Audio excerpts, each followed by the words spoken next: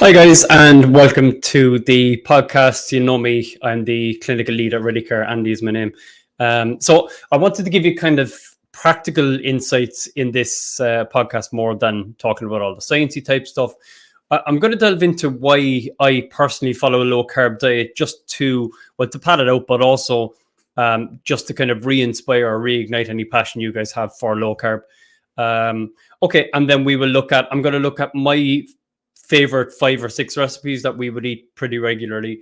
Personally, I tend to keep it very basic. I do meat, veg, stir fries, cauliflower rice with curries, that sort of stuff.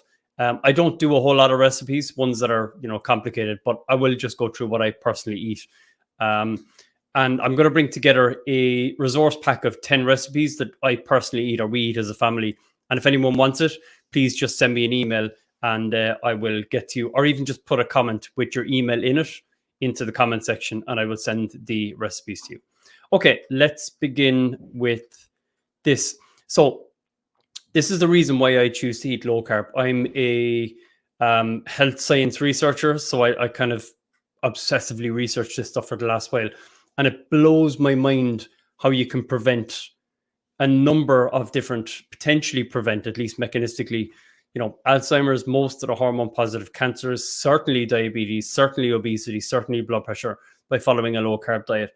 And for me, from a mental health point of view, it's been just a game changer. So I'm massively passionate about it. Okay, let's look at some of the other illnesses that are connected to low carb diets, and more specifically that low carb diets can help ameliorate or even stop you getting in the first place. So forgive the way the text has come across and the suggested mechanisms. That's all nerdy stuff anyway. But we know that high insulin you see here in the middle. The reason high insulin is relevant as it pertains to the low carb diet is a high carb diet is what causes high insulin. So sugar and carbohydrate are essentially the same thing. Anyone who says you shouldn't drink Coke, but porridge and cereal and Weetabix and bananas and potatoes and grapes, they're all good for you because they're a different type. They're a complex, quote unquote, complex carb. Doesn't quite get the physiology, and the physiology is very straightforward. All dietary carbohydrate, with the exception of fiber, is metabolized as blood glucose. So if your blood sugar levels go high when you eat carbohydrates, and they do, or sugar, your pancreas, which is an organ that sits in behind your rib cage and kind of close to your liver on the opposite side, what it does is it secretes a hormone called insulin to get your blood sugar levels down. And if you chronically secrete insulin, if you have a lot of insulin all the time, a condition or an occurrence known as hyperinsulinemia, that goes on to cause diabetes. Eventually, the pancreas just kind of fails and says, you know what, I'm burnt out. It's kind of like having high insulin every now and again is kind of like revving your car every now and again. That's a really good analogy because you can recover from that and the car is somewhat built to deal with that every now and again. But if you constantly rev your car and rev it and rev it and rev it, it's constantly in that high insulin state, you'll burn out the clutch in the same way that you burn out your pancreas. So having high insulin every now and again, not the end of the world. There's literally nobody in the world who ended up with diabetes or high blood pressure or any of the hormone positive cancers because they had pizza and ice cream once a week. There's no clutch that got burnt out because you rev the car once every couple of weeks. It doesn't work that way. But chronic elevation of insulin leads to type 2 diabetes because that's what we call the pancreas burning out. The beta islet cells in the pancreas burning out, we call type 2 diabetes. Obesity, particularly around the midsection, is driven predominantly by high insulin levels. Dyslipidemia, which is a fancy way of saying your cholesterol levels going in the wrong way. I don't mean your total cholesterol because we know that's in no way predictive of cardiovascular disease. I mean your HDL, good cholesterol, going down and your triglycerides going up. That happens when your insulin levels are high. Blood pressure is caused by high insulin. Epilepsy is not caused by high insulin, but by lowering insulin and allowing the body to access ketones as a fuel source, hence ketogenic diet. You can actually stop seizures in 30 to 40% of pediatric cases. Neurological disorders, loads of them are being looked at the moment by Harvard, UCLA, and a lot of the bigger universities in the States, including Alzheimer's, dementia, Parkinson's, even autism, ADHD. There's a neurological effect that having high insulin levels can have. And we see this in trials where Alzheimer's drugs don't work, but then you put patients on ketogenic diets and you see really promising, incredible outcomes. Sleep apnea, we know sleep apnea is caused by inappropriate visceral fat storage in the back pad of the tongue. You lower your blood sugar levels and that tends to go away. The same with fatty liver. And PCOS, polycystic ovarian syndrome, which is the leading cause of infertility in women of reproductive age.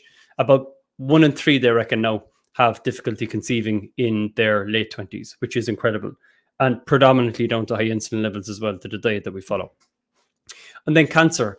If you're interested in this, Thomas Seyfried, who's the most published cancer biology researcher of all time, widely reputed to be the world's leading expert in cancer biology, would say that he reckons it's virtually impossible to end up getting cancer if you're mostly in a ketogenic state, if you're not, causing the metabolic dysfunction that causes many of the hormone positive cancers in the first place by having high blood sugar levels, but also starving any potentially precancerous cells of sugar to help them go on and proliferate.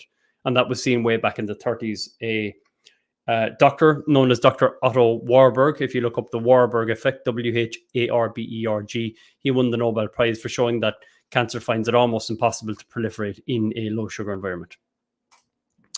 So that's why I personally eat this way. It's why I advocate my patients eat this way. And also, that's the kind of science behind it.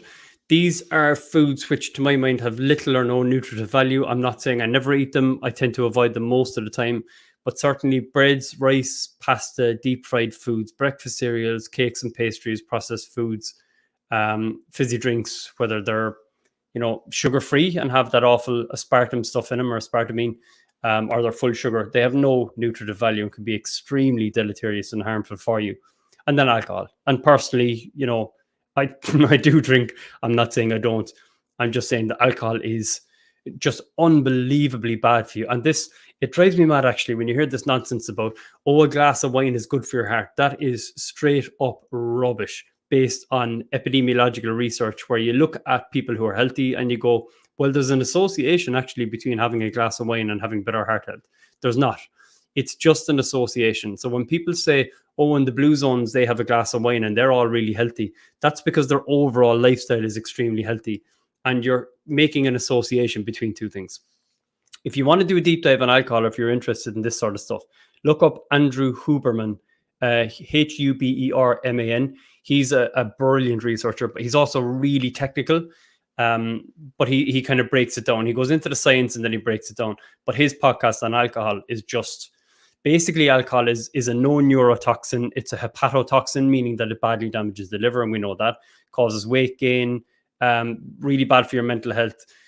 The only problem, and this is non-sciencey, is it's great crack. So you kind of have to balance off the two things. Okay, so those are the foods and otherwise substances that are just, not good for us. So if we're looking at replacing all of those, you might look at that. And I did this years ago when I first started on a low carb, and then eventually, I went paleo.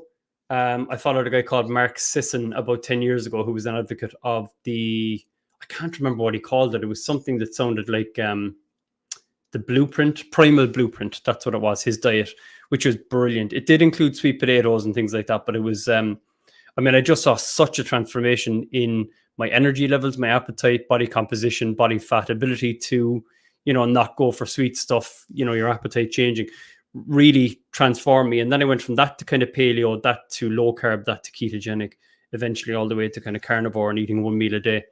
But you look at this, and I remember first looking at this and thinking, gee, what in the name of God am I going to eat? Because that's everything that I eat on that page. That was my diet, with the exception of meat and eggs and cheese and stuff. That's all I ate at one point. So here's some ideas to kind of inspire you, and then I go through my favorite recipes, or our favorite recipes as a family. Eggs, definitely. I eat eggs all the time. The granola recipe is just brilliant. That's a lifesaver. I haven't eaten it for months, if I'm being honest. I go through phases of eating stuff until I'm sick of it, and then cycle it back in and go, God, I forgot we ever ate that, and I love it. Coffee with cream, dark chocolate, full fat dairy. Today I am currently running on, what time is it? 10 past 11. I've had a bulletproof coffee this morning. That's it. A bulletproof coffee, for anyone who's interested, is a way of extending a fast while still feeling full.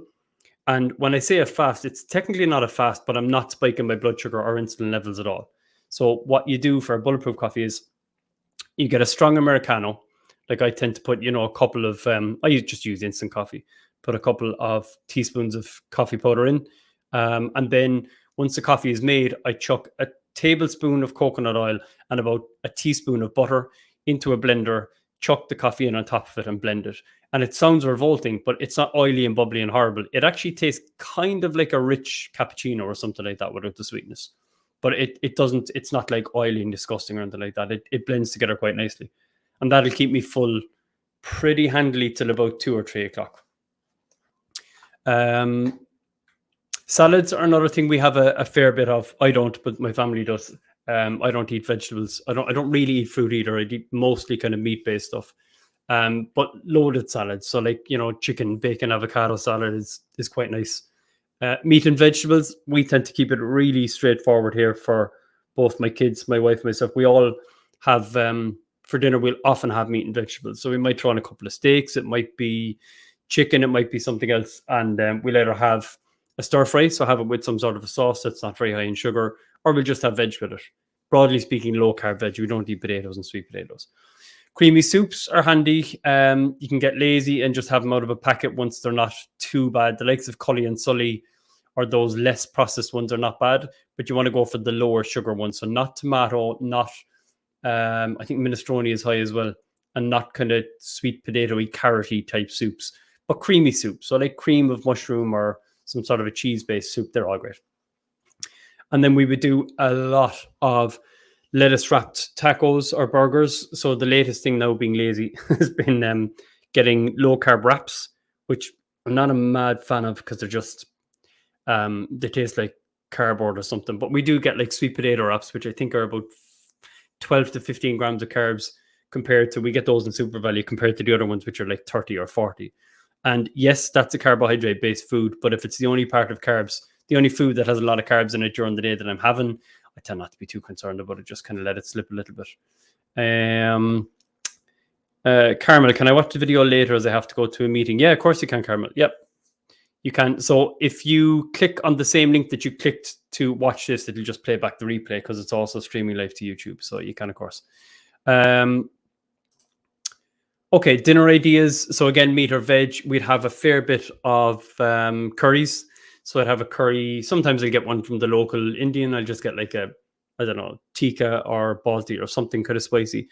And I'll have that with cauliflower rice, or I'll just have it on its own, which looks crazy when you first start doing it because you're just eating a curry with a spoon.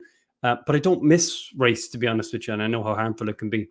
Ham and cheese omelets, I'd have them a bit. Meat and veg stir fry almost all the time. From a snacks point of view, and this speaks to your comment, actually, Glenda, which is just saying, what are the best snacking foods for a low-carb diet? You've listed off most of them: nuts, celery, cheese, and fruit.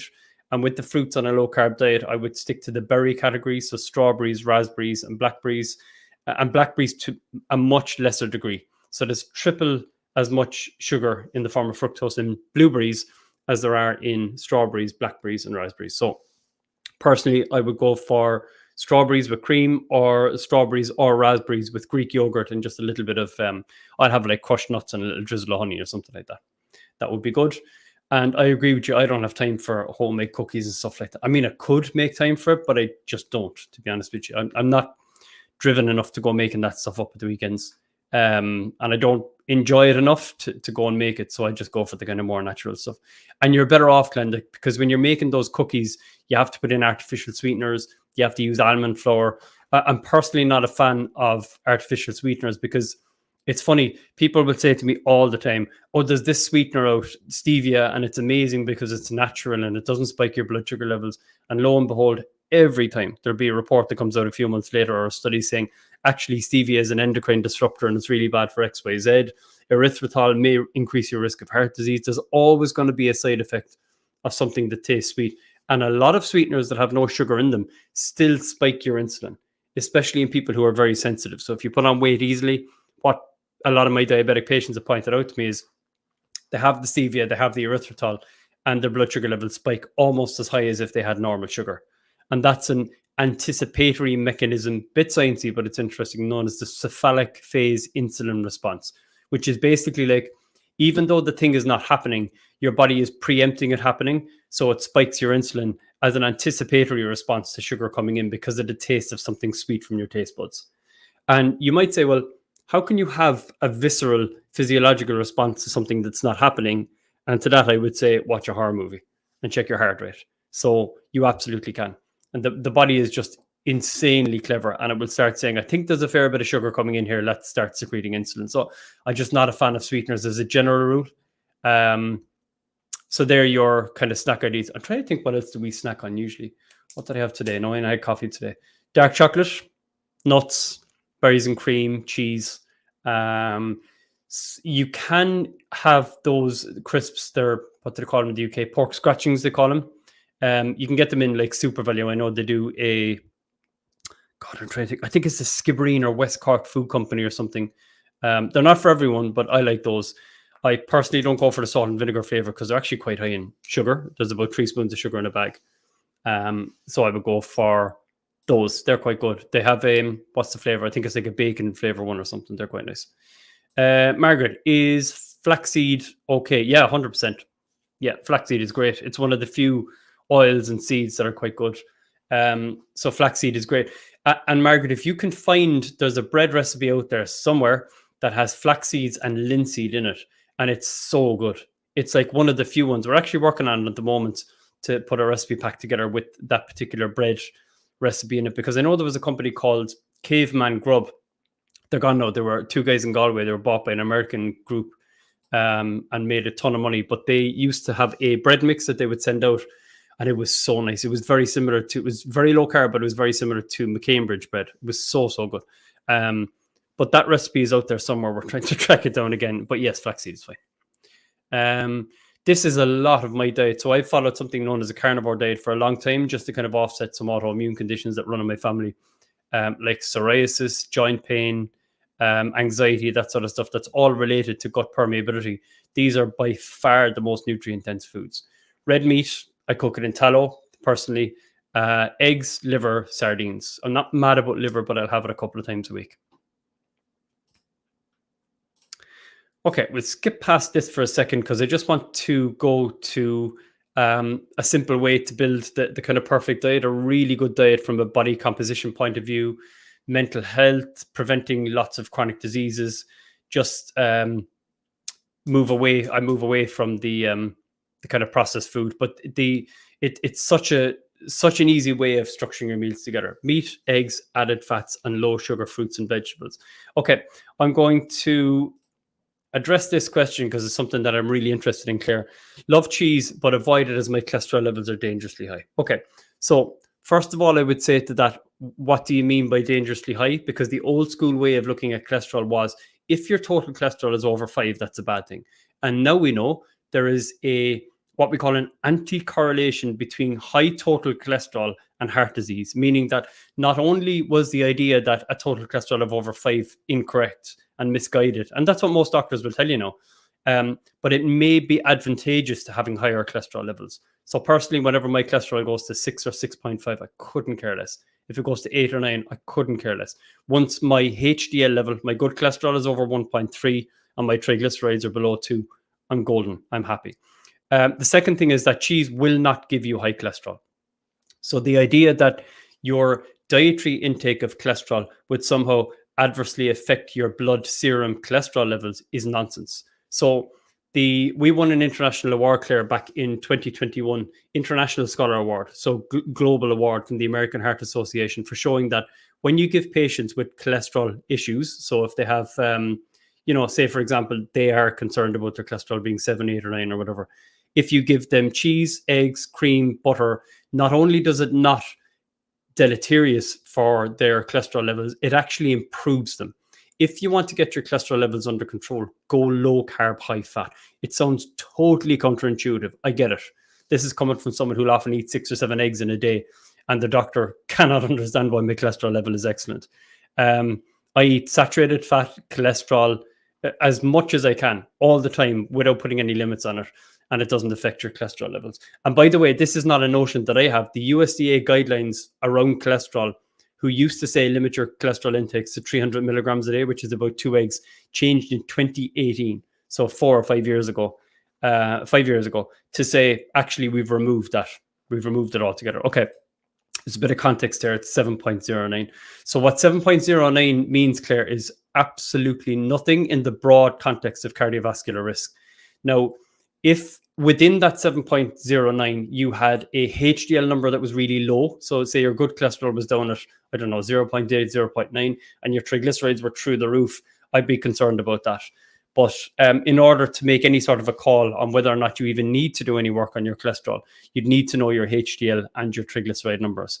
So I would say 100% the evidence supports that you should be dialing down sugar and processed food in the diet and not eating less cholesterol. So your cholesterol levels don't go up just because you eat cholesterol. Your cholesterol levels go up. And by that, I mean your HDL goes down, your triglycerides go up because you have metabolic dysfunction caused by sugar and inflammation. The 7.09 is actually not necessarily a problem in and of itself, even though 99% of doctors who were trained in the 80s and 90s and the early noughts will say your cholesterol should be below 5, because the pharmaceutical, to be careful how I say this, because the pharmaceutical industry sponsored the training, and the training says if cholesterol is over 5, prescribe statin. That's it. So I personally wouldn't be concerned about the 7.09. If you want to send me an email, Claire, and just have a chat around your cholesterol level, I'll just pop in my email here.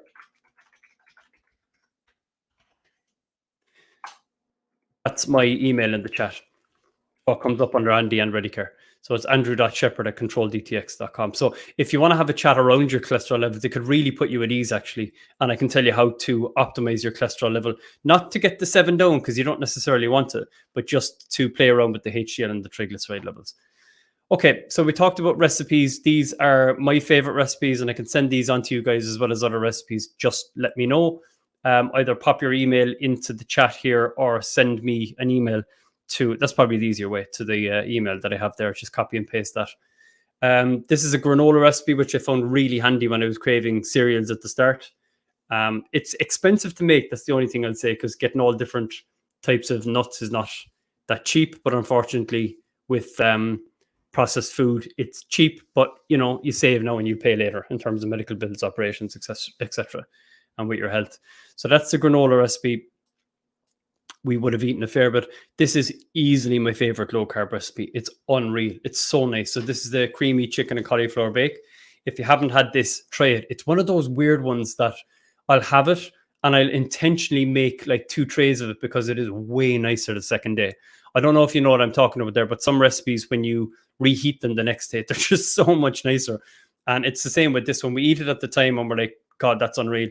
And then we try it again the next day or even the day after, and it's so much nicer. Something about, I don't know, however it kind of stews over time. This used to be my go-to for chocolate mousse. It used to be something we'd have a couple of times a week. You get to a point where you become so fat adapted that you don't really crave sugary stuff anymore. But this was a lifesaver for the first couple of months. We cooked that a fair bit. And this is another thing I had quite a bit as well, was the keto seed crackers, which is just something that you can have in a bowl or in the fridge, so that you can have your cream cheese or your whatever it is. We used to get salmon mousse and have that avocado kind of hummusy type stuff, all of that. Nice to have something as a bread replacement. And you can get that recipe at Diet Doctor. If you look up Diet Doctor keto seed crackers, or again, if you email me, I'll send these recipes on to you as well as 5 or 6 more. And then finally, this is something I got into the habit of doing a couple of months ago as well. And you might look at this and think, well, this will definitely give you high cholesterol because there's 6 large egg yolks in it. And it doesn't, interestingly enough. So do send me an email if you want these. I think the main thing to know here, guys, is that there is no question that low carb diets optimize your overall health, are better for weight loss, better for blood pressure, preventing neurological disorders. They're now been rolled out as potential treatments for Alzheimer's, Parkinson's, dementia. And a major one here, just speaking to Claire's point, because we all make that assumption. In fact, that is the narrative that we've heard for the last 30 or 40 years. Eat less cholesterol because your cholesterol is building up in your arteries. I mean, I don't know about you or any beliefs that anyone has, but Mother Nature or God or whoever you believe in, do we really think that foods as nature presented are trying to kill us? And if eating high cholesterol foods might increase our risk of heart disease, and they don't, how have we got all the way up the whole point of human evolution up until the late 70s, early 80s, where we got this daft notion without any real amount of heart disease, without any real clogging of the arteries? Remote tribes around the world that eat nothing but red meat and cholesterol and saturated fat do not get heart disease. Explain that, if we think that cholesterol is clogging up our arteries. And the answer is that we've pointed to cholesterol and salt and maybe red meat, when in actual fact, and it was in their interest to say this, the food industry was to blame, and more specifically, the processed food industry. That's what drives chronic disease. If you take anything away from today's session, just take away the knowledge that the main driver of chronic disease is processed food. And that's why we tend to see it in westernized, affluent societies way more than we do in remote tribes around the world. In fact, we don't really see Alzheimer's, dementia, Parkinson's, hormone-positive cancers, obesity, high blood pressure, type 2 diabetes, sleep apnea, or PCOS in remote tribes around the world. More or less doesn't exist. Okay, I'll let you go with that, guys. If you want to send me an email, if you want some recipes, just let me know. That was just my take on how I eat and the sort of my own preferred favorite recipes. Don't forget to like and subscribe if you don't mind, and if you just want to get a notification every time we go live. Have a good day, guys, and I will see you soon. Appreciate you being here. Take care. Bye-bye.